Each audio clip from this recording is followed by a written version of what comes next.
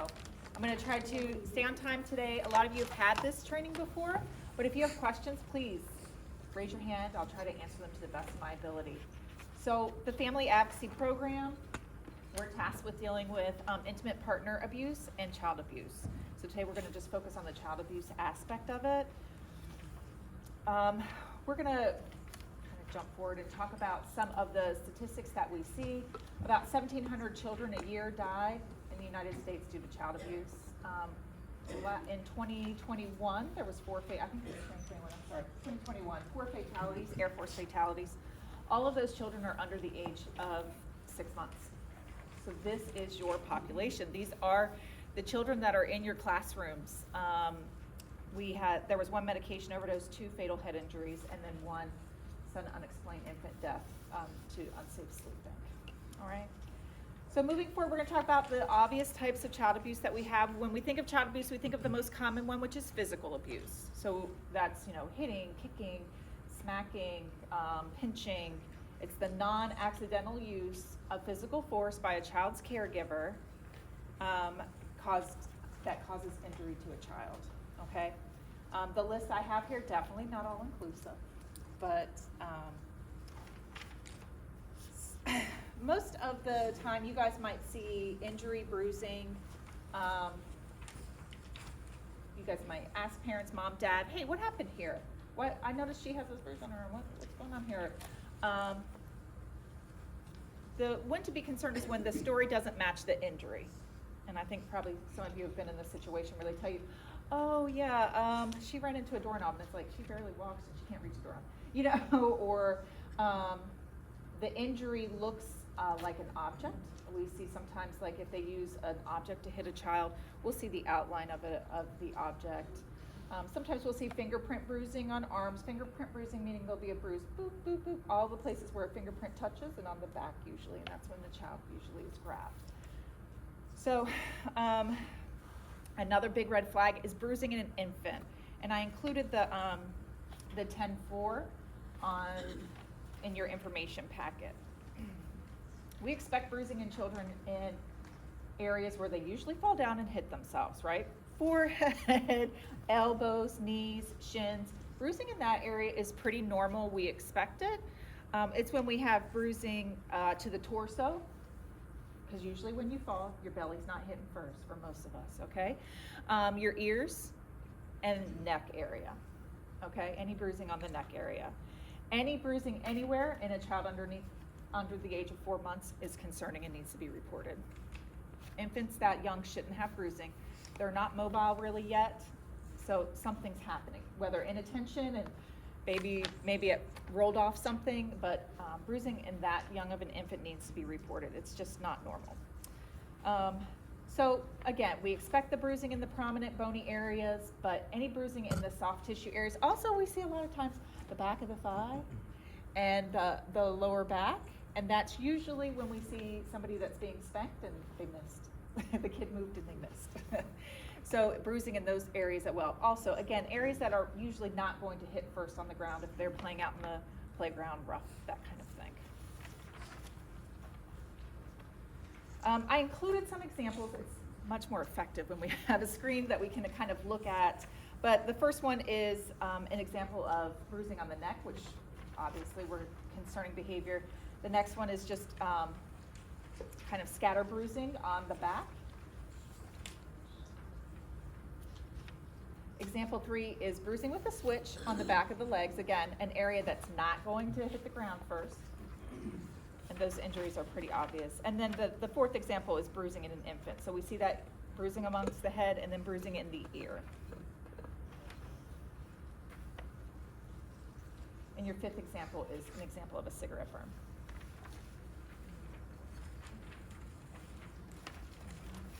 The next type of abuse that we look at is emotional abuse.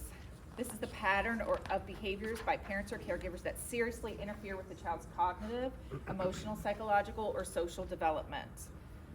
Examples being humiliation, threatening, harming or abandoning a child, confining a child to their room for very, very long periods of time, disparaging, threatening child with physical harm, threatening to harm things that the child loves.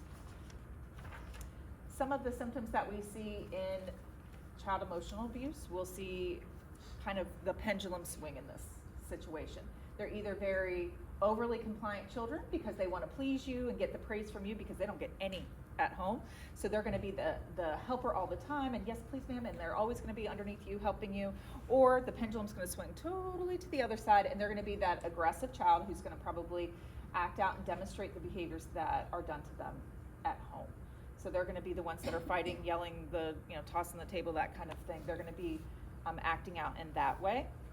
We see a lot of emotional neediness in these children. Like I said, they want praise, they want to feel good about themselves. So they'll often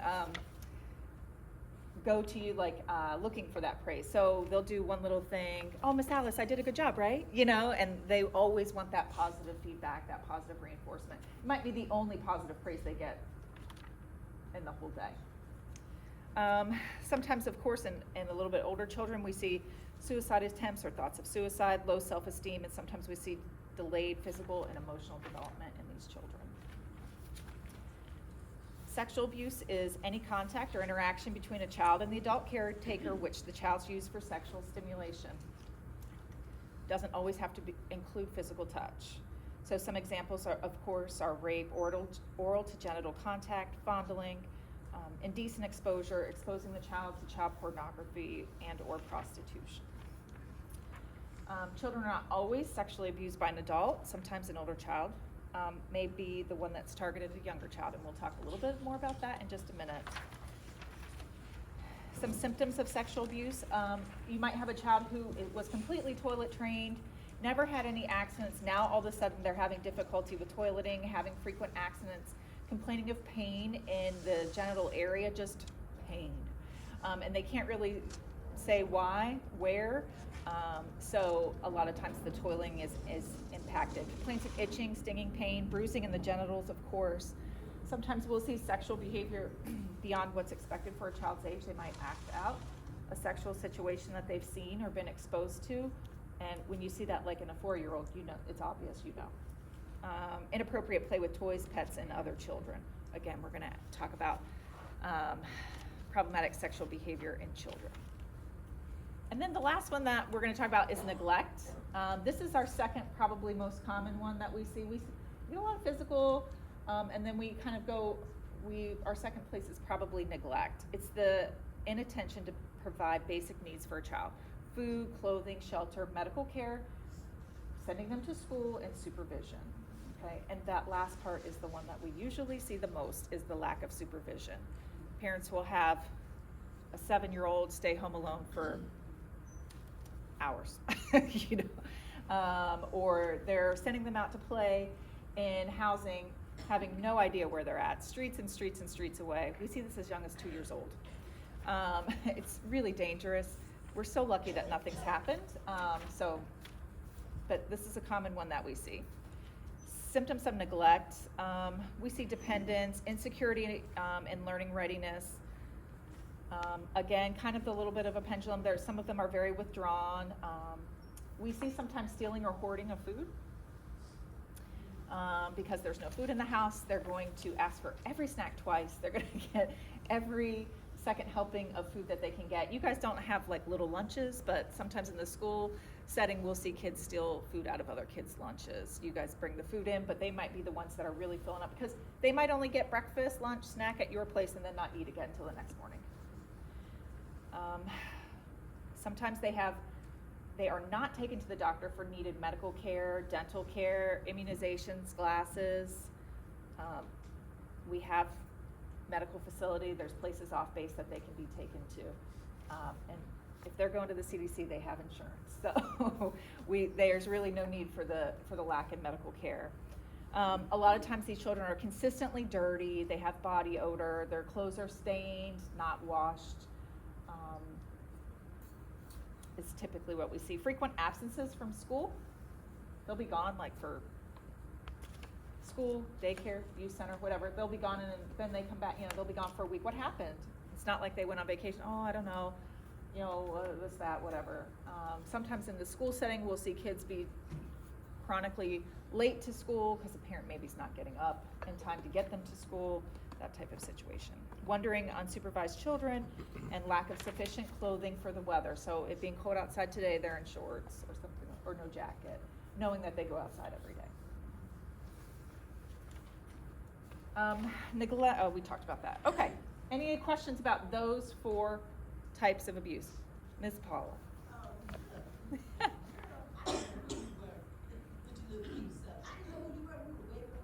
Oh, you did? Okay. Oh, thank you. Yes. It's very hard. Well, sometimes it's hard. Sometimes it's not.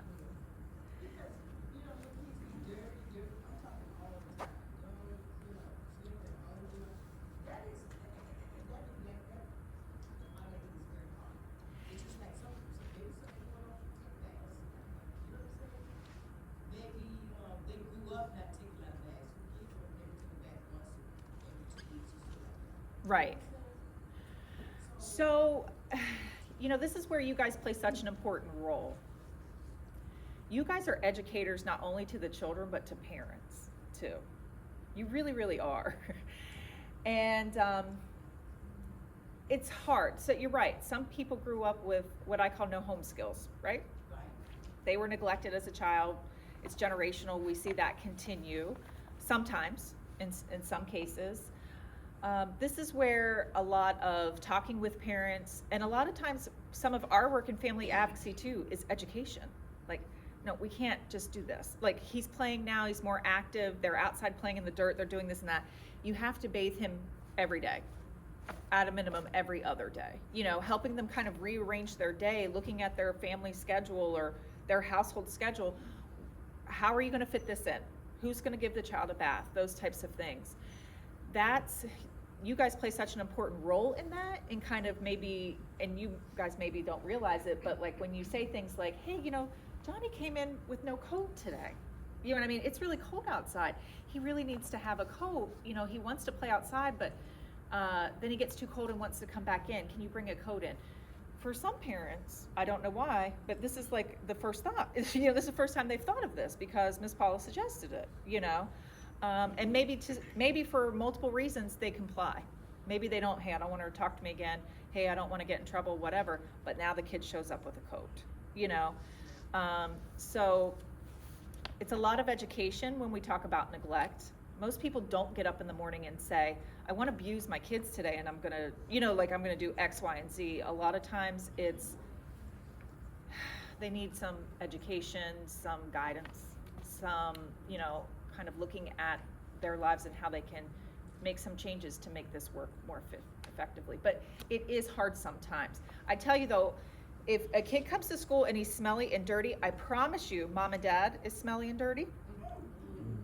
That's your smelly airman that shows up on the flight line, and I promise you that house is trashed.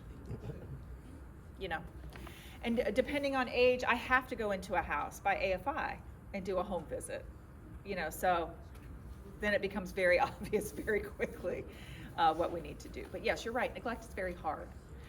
Physical abuse, there's bruising, we can, this happened on this date and this time and boom. Neglect is chronic, it's ongoing. And it probably starts out small and then it gets, it increases over time. So, and there's lots of reasons for that. We might have a parent who's depressed. We might have a parent who has substance use. We might have a parent who just doesn't know, who grew up in a household where nobody cooked dinner. You just kind of figured it out. They're calling it ingredient homes and, ingredient kids, where they just ate, chocolate chips for dinner and stuff like that. There's all different types of reasons, but yes, neglect is hard. Neglect is hard. Anybody else? Okay. Abusive head trauma. I think that's where I'm at.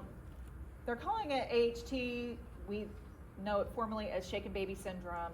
It's an injury to a child's brain as a result of child abuse. It can be through direct blows to the head, dropping a child, throwing a child, or shaking a child. It's an intentional act. It's not an accident, and the number one cause of abusive head trauma is crying, is excessive crying. Again, this is where the education you guys do, I know you don't realize it, but you do education with these parents. If a parent comes in and says, oh my God, she cries all the time, I don't know what to do, a brand new parent, you're in the infant classroom, hey, you know what we're doing here that really works? She seems to like to be held this way or on her side, you know, like in a football hold or whatever. Just giving the tips that you guys give can help a parent in this type of situation. All right, when should you report? Easy question. Err in the side of the child. Be cautious, overly cautious. I would rather you report something that we find out is just a misunderstanding and then let a child go home and continue to be abused. So err on the side of the child. Anytime you have reasonable suspicion, in Delaware, I believe it's called the Good Samaritan Law, where if you report child abuse in good faith, then you can't be prosecuted. Like the parents can't come back and get you as far as that goes, because you've made a report in good faith. So, in the state of Delaware, every single person in the state of Delaware is a mandated reporter to Division of Family Services.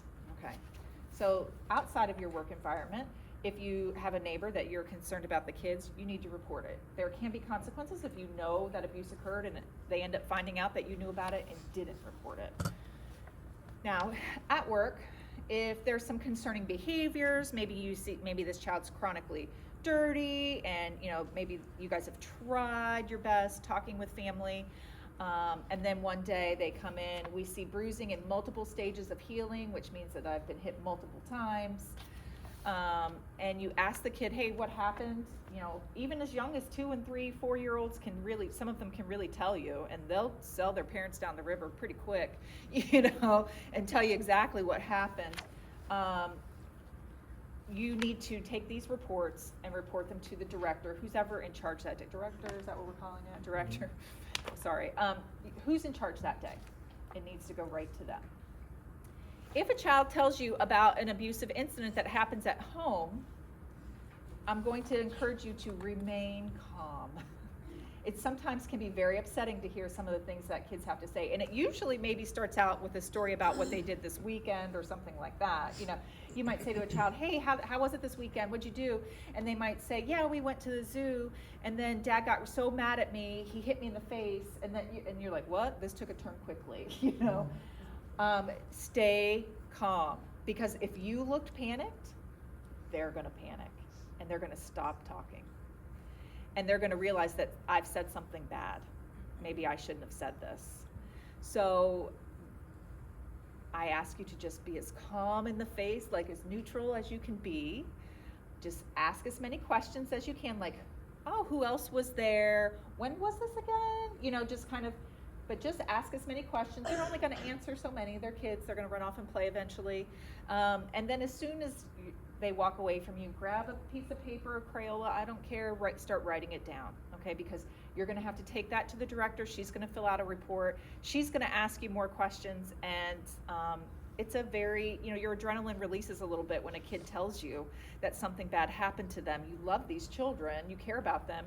And it upsets you to hear it. So your memory might not be as clear 2 days later as it was in that moment. So it doesn't have to be perfect. That doesn't get submitted to me. Even if it did, I wouldn't care.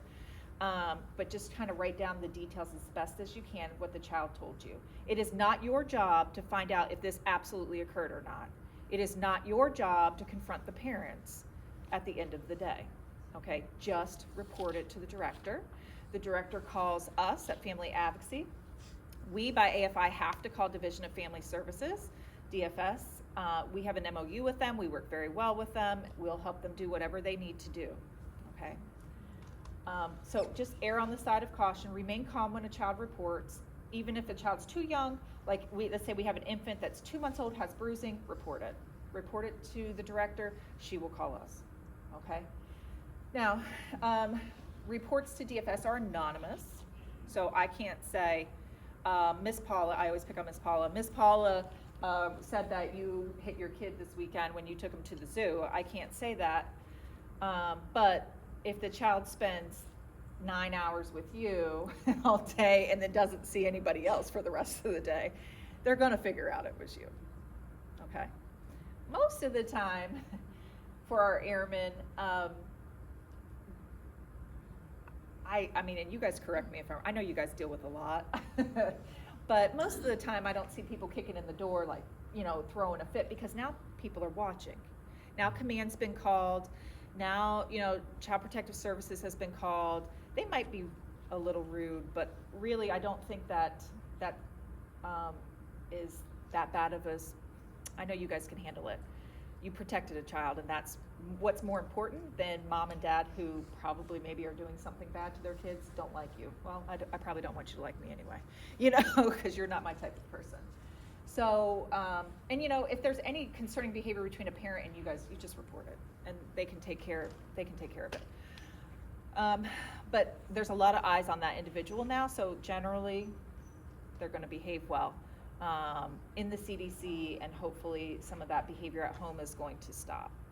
Now, if you report something to me, let me watch my time. If you report something to Family Advocacy, we report it to Division of Family Services, and then the end of the day comes, that parent who did the hitting shows up to pick the kid up. And you're like, what? Trust the process, okay? They're not going to go in and yank these children and throw them into foster care right away. There has to be an investigation that happens, okay?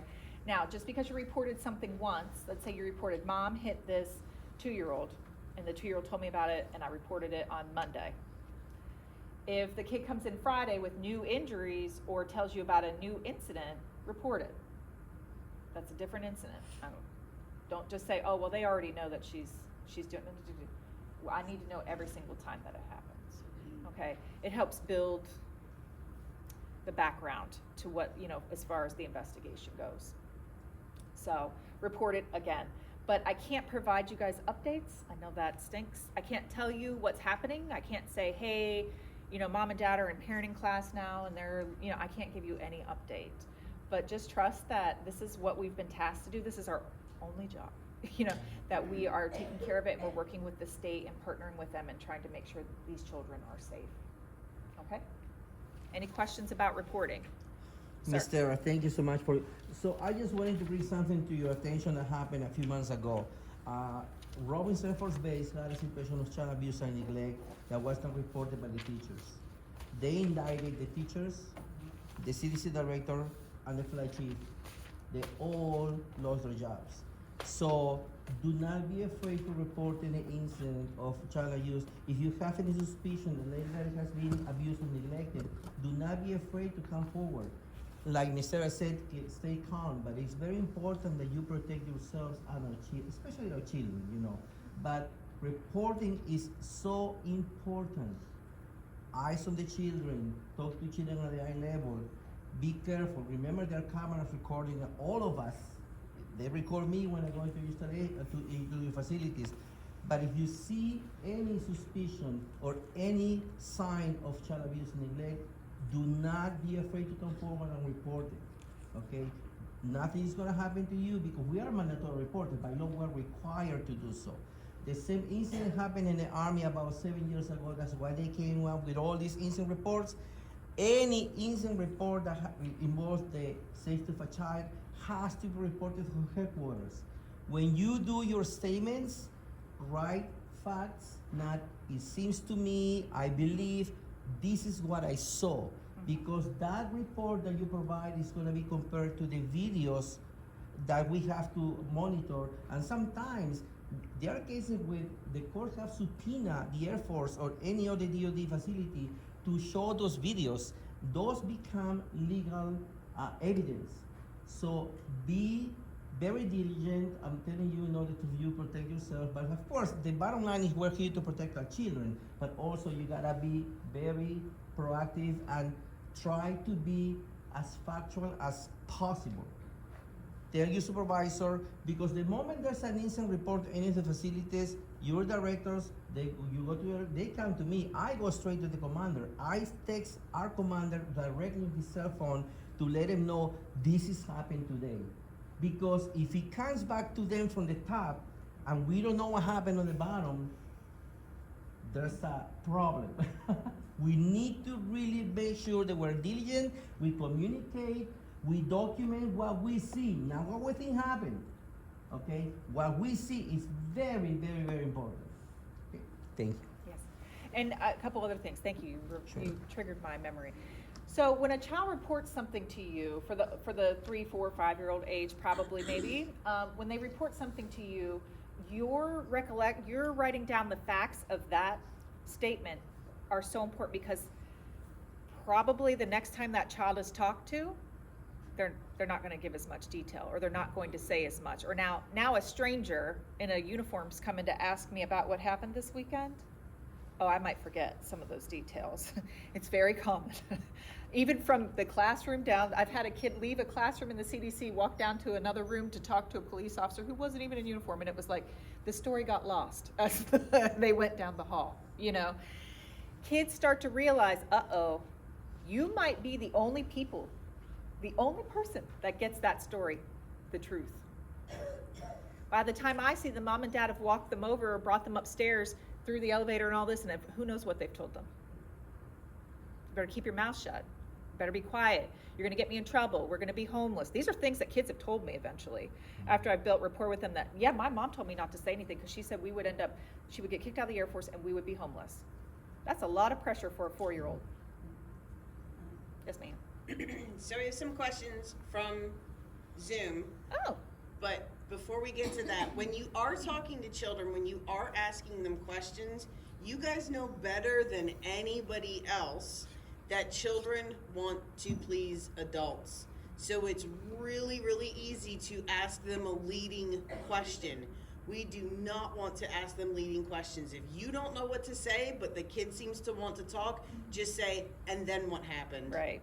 And then what happened? We don't need to be inserting anything like, and is that when your daddy spanked your butt? Right? Because Exactly. they're really good at reading your body language, and they will give you the answer they think you want to hear, which may not be the truth. So just stick with, and then what happened? Right. And then what happened? Tell me more about that. Like the who else was there? You know, where was this at? Those types of things are just basic. But yeah, not asking leading questions, because they do want to please you guys or give you guys the right answer. So yeah. And good point. there's a difference between where did this happen and did this happen at your house? Yeah. Did this happen at your house is a leading question, because the answer is in there. That's what a leading question means. You're leading them to the answer you are assuming is correct, right? But where did this happen?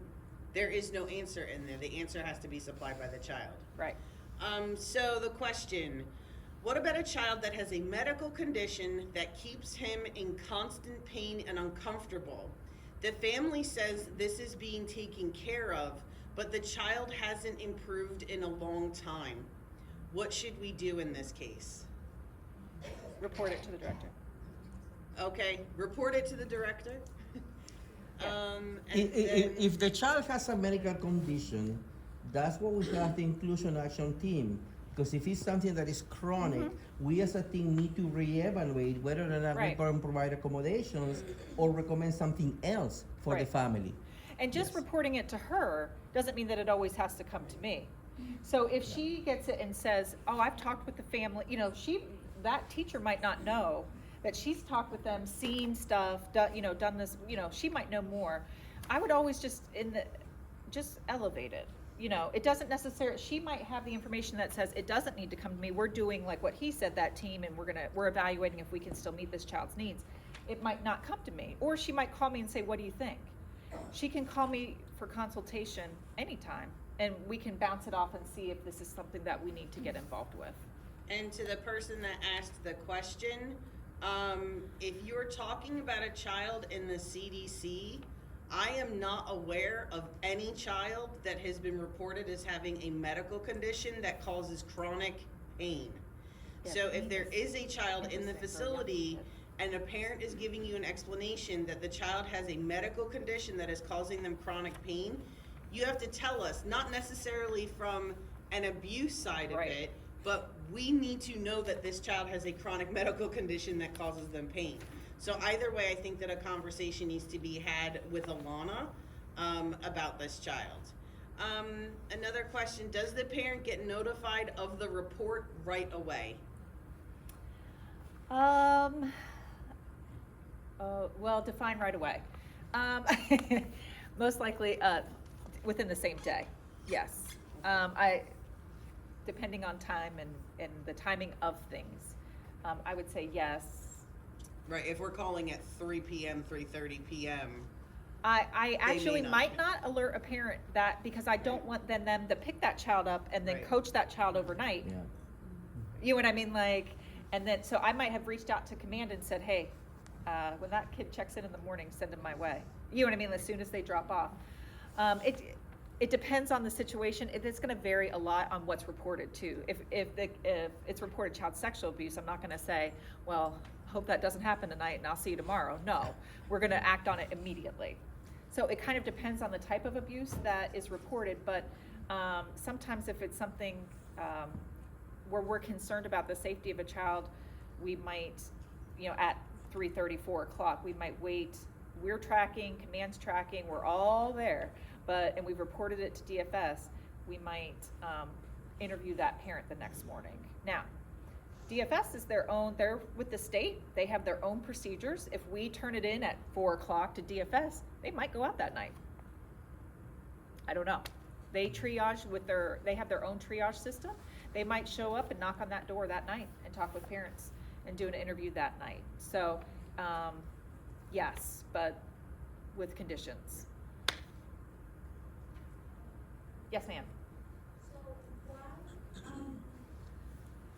so we have a child that we are seeing for example, like a behavioral issue. Uh-huh. Or like a developmental issue. Uh-huh. And we have talked to the parents about it, of the stuff we have seen in the classroom that the child is doing, and the parents are in denial.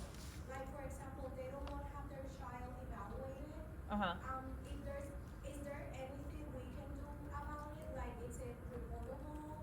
Like, can we, get them not in trouble, but if Uh-huh. there's a way to push the parents to have their child evaluated, if we are seeing, we're not doctors, but we do. No, yeah, no, you and guys, we yeah. can see, signs of stuff going on, developmentally. I have had issues not issues, but I have talked to parents before, and they're in total denial that there's Right. nothing wrong with their child. Right. But we do know that it's wrong. Right. Can we do something about it? Go to you guys and be like, hey, I am observing these things in this child. The parents are like, no, there's nothing wrong, and it's something wrong with the child. Is there something we can do about it? Well, I'm gonna maybe look to Dr. B too to help me answer this. So I would say, if you haven't talked to Alana about it, talk to her about it. Because then, I don't know your procedures, but then she can talk with the parents, maybe bring them in. I discuss some of the concern, maybe kind of as the face of this agency. This is the behaviors that we're seeing.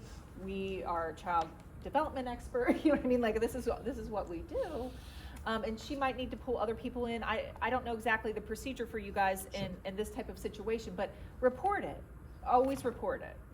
She might, like I said, it might not be necessarily to call me, and I might not be opening a case, but we can talk. She might call me and talk to me about this family, and I might say, oh, I know that family. You know what I mean? Like, this makes sense. You know what I mean? Like, maybe we should look at this a little bit more. Or maybe we can make suggestions, or maybe we can help in a way. But I would always elevate that stuff. I'm sorry, I hate to put that on you, but I would always elevate those concerns. Let her help you take care of these issues. And it might warrant something. If I have a child who has asthma, who has been prescribed an inhaler by a doctor, and parents are just refuse to pick it up, and you're having to call the parents and say, hey, this kid's, we're having issues here. Where's his inhaler? And they're just not bringing it, and just not bringing it, and just not bringing it after multiple times. That could be looked at as medical neglect.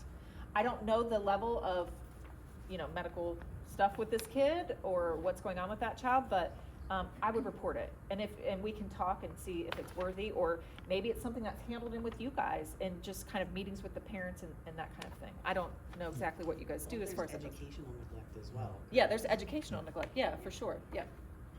Yeah, so I would report it. So, Go ahead. Ms. Tara, so as you know, on the last couple of years, maybe 10 years, we have had an increase with the number of children having behavioral challenges. Some of them are ADHD, some of them are bipolar, some of them are autistic. Every time you as teachers see any repeat incidents of a child giving signs, because number one, we need to remember, we're not diagnosticians. Right. I'm not a psychologist.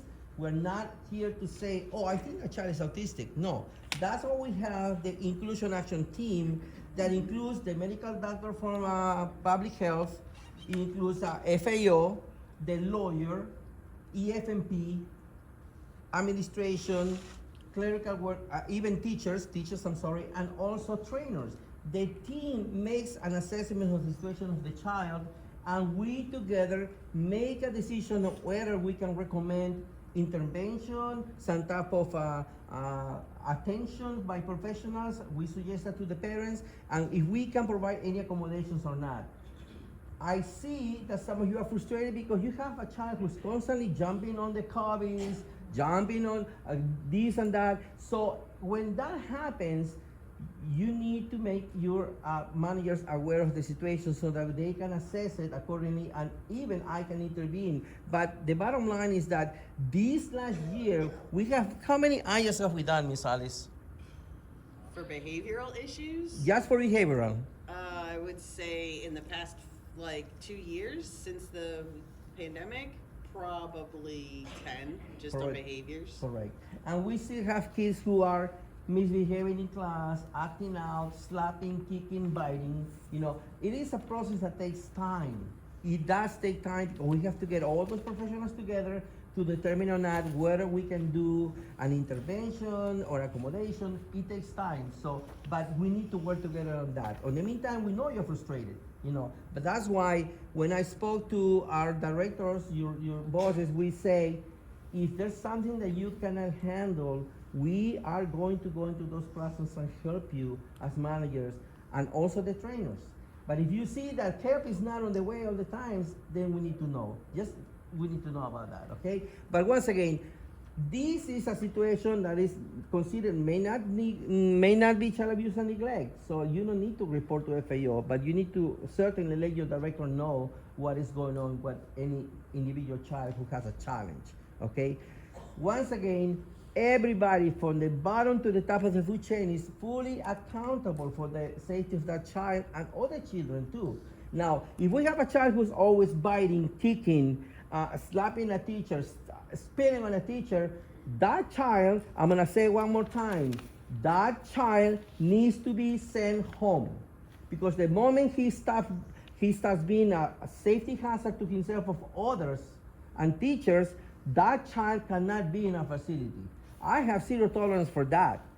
And the reason why is because I cannot afford any one of you to go women's home because you were kicked by a child on the knee or on the leg, you know? So please, let me know, let you managers know if there's a situation and we'll take care of it for you.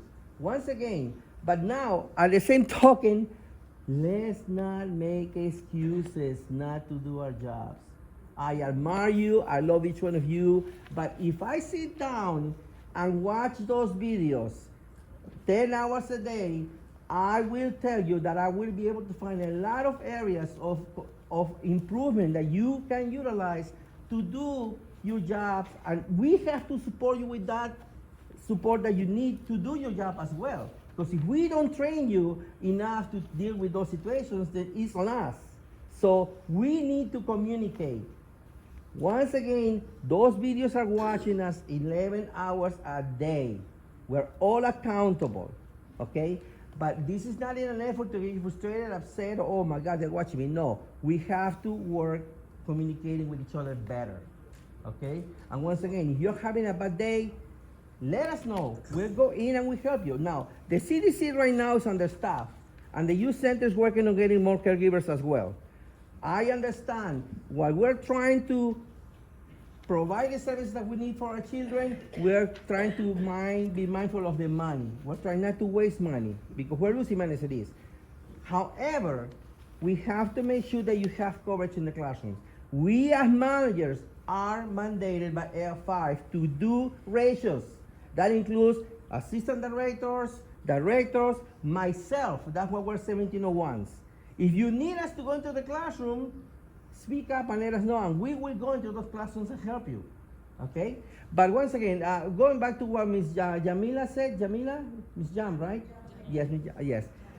Ms. Jami, if you have a child with discipline problems, there's a process. We have the inclusion action team. You need to bring it up to your directors. The directors need to bring it up to me. We set up a team and a meeting where we can assess the need of the child. In last year, we submitted 2 denials of service for 2 children. One decided to drop because they were just impossible. They were just, some of you remember those children who died lonely. They were just impossible. They will come and kick you and grab you on the arm, bite you on the arm. Laughing. Yeah, it does happen. It does. And I have a teacher, she's looking at me, she's been victimized like multiple times. Why do I have to accept one of my teachers being abused by a child? I'm sorry, I don't accept that. You know, that's why communication is important. Okay? So, thank you, I'm sorry. I took your time. Yeah. If I could just add a caveat to that, I think that you need to evaluate the behavior in the context of what's normal for that age.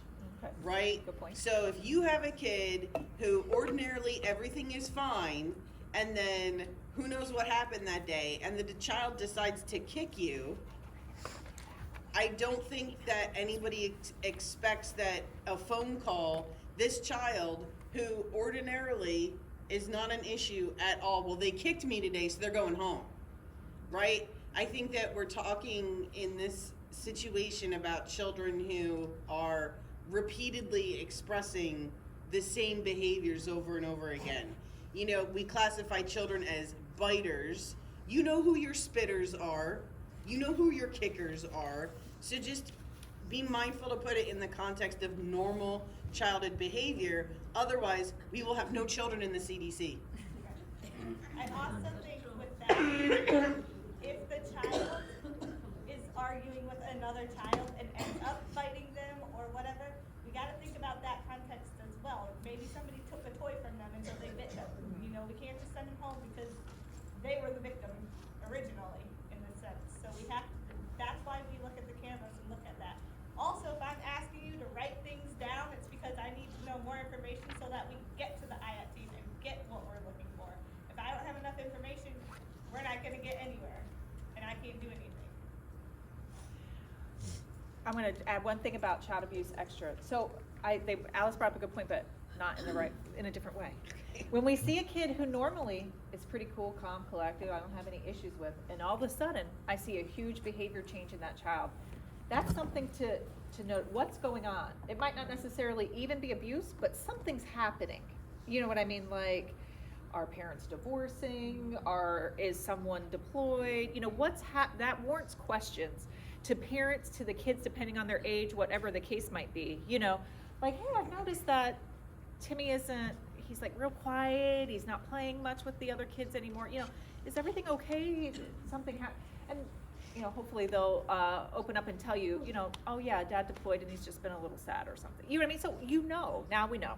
Okay, that kind of thing. So when we see this sudden behavior changes in children, that's where it's concerning. Like, what's happening here? This is where we need to ask and work with our parents and say, hey, what's going on? How can we help that type of situation? Okay? All right. I'm going to move on to problematic sexual behavior. Okay?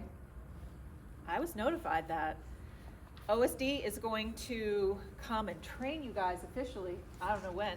I don't know how, but that they kind of wanted us to hold off on training you guys, but I also understand that this is a requirement for you guys, so we're going to talk about it a little bit, and then just expect that one day someone is going to come down from the sky and give you a more in-depth training on problematic sexual behavior.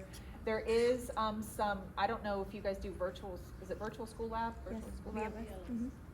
So, there is a sexual behavior in children, training. I have not taken it, but, it's for, educators like you guys. So, all right, problematic sexual behavior became an issue, well, this has been an issue, but it came to Congress's attention a couple years ago, and Family Advocacy got selected to handle these cases. So, all concerns regarding problematic sexual behavior in children need to be reported to FAP. This is a new thing that we've added to our plate. If there's concerns, you're gonna report it to your director, just like child abuse. They have this, I don't even know if you know it yet, but you have this gazillion page form that you will be filling out online, which then we co-fill out together. So you fill out, I fill out, this kind of thing. It's the $31.79. I'll leave a copy so you can peruse. But it's digital, that you'll fill out, and it's just, it's almost kind of like a working document, I think, that we kind of co-work on and kind of track these cases and how often they happen, okay?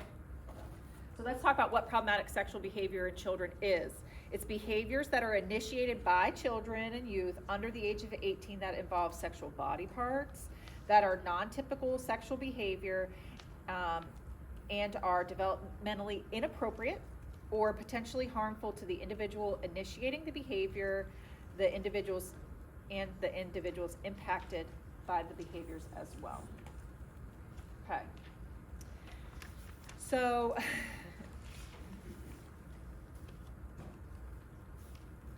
I think you guys know that there is normal sexual behavior in children, right? So we see certain behaviors that are developmentally normative. They occur infrequently and they're easily directable. Okay, so if I see two-year-olds playing doctor, exposing themselves, like lifting up their skirt, you know what I mean, that kind of thing, showing, and you say, hey Jennifer, no, we're gonna go over here and play, and you redirect that behavior, and it stops. That's okay. All right. It's when we start to see that it's not redirectable, it happens multiple times, and cautionary behaviors kind of are behaviors that are characterized as disruptive to others, and they only moderately respond to redirection, okay? So now, it's not two willing kids playing doctor. Now it's like some kids saying, leave me alone, I don't wanna do that, leave me alone type situation. And then you're redirecting them, and only about half the time, or there's no statistical number, but they're coming back to that behavior, they keep going back to that. And then problematic, which is uncommon, are behaviors that are frequently disruptive to others, persist even after distraction and redirection, and may cause harm to self or others, and persist after explicit redirection. Redirection may be met with anger from the child. Okay? So what Family Advocacy does, we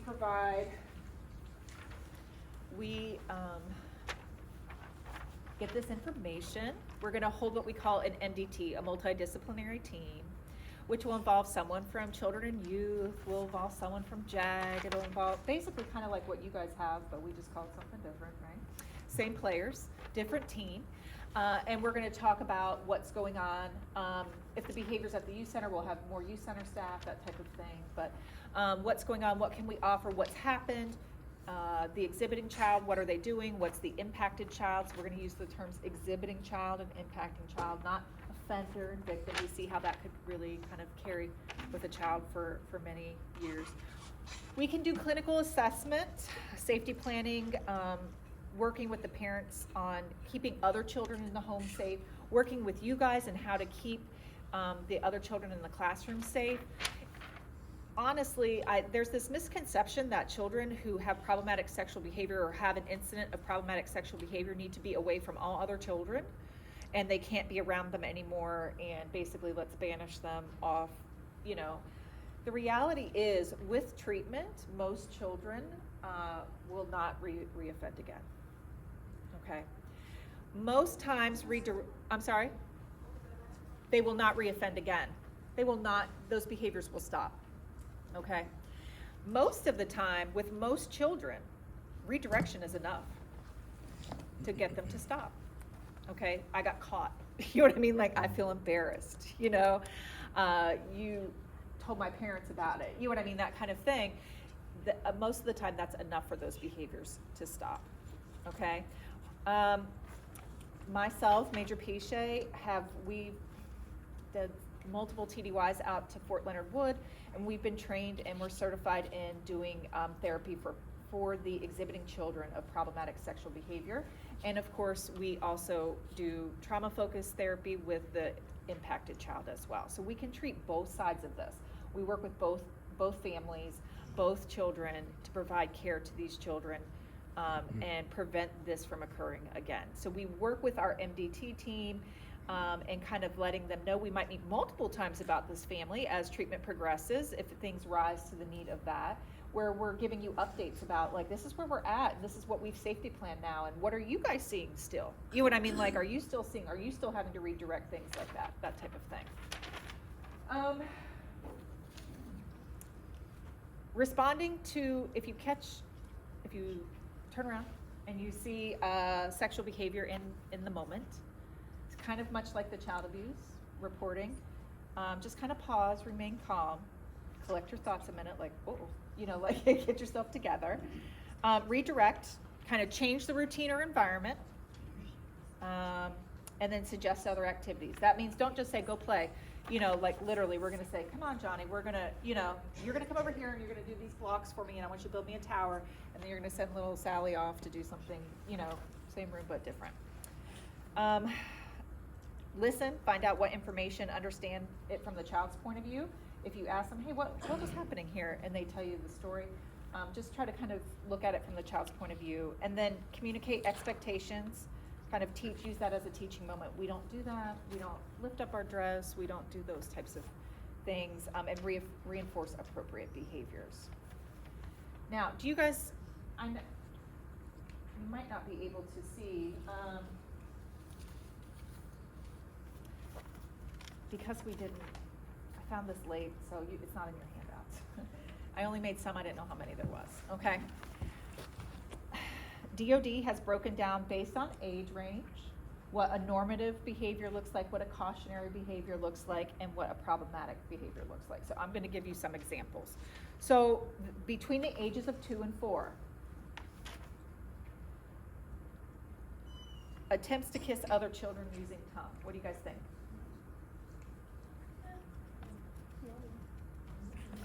Medium. Cautionary. So that's like right in the middle, you know? Right in the middle. Again, let's look at it from the child's point of view too. You know what I mean? Like, are we 2? You know what I mean? Or are we like almost, are we 4, almost 5? You know what I mean? Like, so there's a lot of gray area, and you guys as child experts kind of know these kids, know the situation, know what was going on in the classroom. We rely on you for a lot of this information, just kind of giving us kind of the background that we might need. It's common sexual behavior for a child between the ages of 2 and 4 to masturbate. Seems crazy, but it's true. A lot of kids this age enjoy being nude. That's normative. That's totally fine. But for some people that might be like, you know, they're clutching their pearls. But the reality is there's a lot of 4-year-olds that just don't like clothes. You know, and they might spend a majority of their time naked at home, and that's fine. But we can't do that here at the CDC. You know what I mean? Like, we have to keep our clothes on here, you know? So it's just the redirection part. Some of the problematic behaviors, and this definitely is not an all-inclusive list. Remember, we're talking about ages 2 to 4. You know, anytime we're inserting things into areas, into genital or rectum areas, when they have mouth to genital contact with children, they imitate adult sexual behavior, not just kiss them, but, you know, like real adult, like sexual behavior, you'll see it. Advanced knowledge about sexual facts, engages repeatedly in a variety of sexual acts and behaviors. Sometimes they'll use emotional coercion to get others to engage in sexual acts. 2 to 4. Happens. It happens. Now, I know there's some youth center people here, and I'm not going to go through, you know, obviously, your threshold's a little high. You know, these children know, they know more, they've seen more things, you know. But as far as some problematic sexual behaviors in 13 to 18, the compulsive masturbation in public or private, okay? You've redirected it multiple, it just keeps happening. Unwanted touching of other people's genital areas, things like that. We could go on. There's more information up here. You can read about it. But what I want you to take away most is report it to FAO. Okay? Report it to your director. She's going to report it to me. And we're going to work together as a team to try to help this family. That is the biggest takeaway that I can tell you from this. Any concerning behavior, just report it. I would hope that it would start small. She can know about it. It might fall under that normative category, but that's fine. We're just kind of logging it. You know what I mean? Like, we're just keeping it here in our little Rolodex of information. And if it continues, she's going to say, no, you know what? It's been reported by 2 other people. Now we're moving into this cautionary phase. You know, and we're working together as a team. That's all I'm going to probably give you guys for problematic sexual behavior, unless anybody has any like very specific questions. You're going to get more training from the Air Force on that, but this is, just know, this is us now, okay? Any concerns about problematic sexual behavior, report it to Alana. She will talk to us. This is a FAP issue now, okay? Questions in general? I just want to say, you guys are such an important part of protecting Air Force children. You guys spend 11 hours a day with these kids, more than their parents do, waking hours than their parents do. You guys know the differences, you see the changes, you guys are the eyes and ears for us, and you guys are so crucial. Like, we can't do our job without you guys, and you guys, and us working together is so very important. So I have trusted you guys to care for my baby who's sitting in the back. And I just really respect all of you for what you do every day. I couldn't do it. I walk in with a lot of respect when I walk into that CDC, because I think, whoop, you know, when I hear spitting, I'm like, ooh, I'm out, you know. But you guys deal with that every day. So you guys don't second guess yourself. If you have this feeling in your gut like something's not right here, talk to her about it. Talk to the manager on duty that day, whatever, because you guys know best. You know, you really, really do, okay? You don't have to have 1,000,000 degrees and have all of these things. You guys know the practical day in, day out. You guys know what's right and what's not right, okay? Report it to her, and she can talk with us, and we'll work together as a team to get these kids the help that they need, okay? Any other questions on Zoom or anything? I scared you guys with the PSV, don't worry. You guys are already handling it. Now you just have a place to shift it to, okay? Thank you. You guys have a good rest of the weekend.